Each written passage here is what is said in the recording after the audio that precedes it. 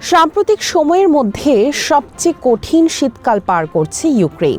একদিকে -15 ডিগ্রি সেলসিয়াসেরও কম তাপমাত্রা, অন্যদিকে জ্বালানি অবকাঠামোয় রাশিয়ার একের পর এক হামলা, সব মিলিয়ে কঠিন সময় পার করছে ইউক্রেন। দেশটির প্রায় 10 লাখ মানুষ এখন তীব্র শীতে হিটিং ব্যবস্থা ছাড়া মানবেতর জীবনযাপন করছেন। মূলত সোভিয়েত ইউনিয়ন আমলের নগর পরিকল্পনায় ইউক্রেনের জন্য কাল হয়ে দাঁড়িয়েছে।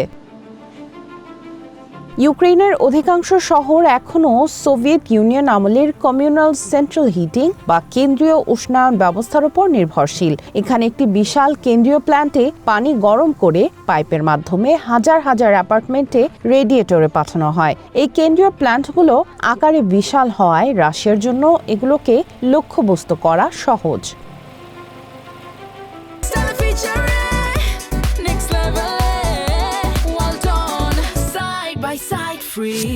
একটি প্ল্যান্ট ধ্বংস হলে একযোগে পুরো এলাকার হাজার হাজার মানুষের হিটিং ব্যবস্থা বন্ধ হয়ে যায়। বিদ্যুৎ না থাকলে জেনারেটর দিয়ে কাজ চালানো গেলেও সেন্ট্রাল হিটিং বন্ধ হয়ে গেলে ঘর গরম করার আর কোনো উপায় থাকে না। ইউক্রেন সরকারের দাবি, তাদের প্রায় সব পাওয়ার প্ল্যান্টই রাশিয়ার হামলার শিকার হয়েছে।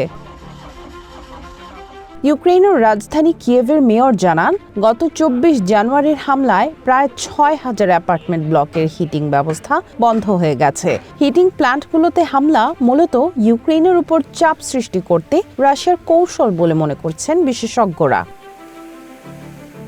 1950-এর দশকে সোভিয়েত ইউনিয়ন জুড়ে সুলভ গণ আবাসন তৈরির এক বিশাল কর্মসূচি শুরু হয়। ইউক্রেন উত্তরাধিকার সূত্রে সেই সোভিয়েত হিটিং সিস্টেম পেয়েছে এবং পরবর্তীতে এগুলোতে কোনো পরিবর্তন আনা হয়নি।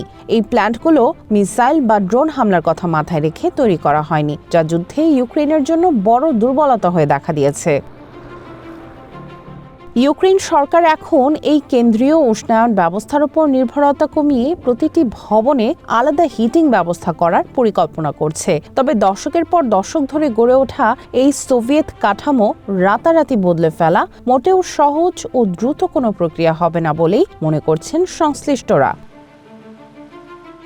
সামিয়া জানা, ওয়ান ইন্টারন্যাশনাল ডেস্ক।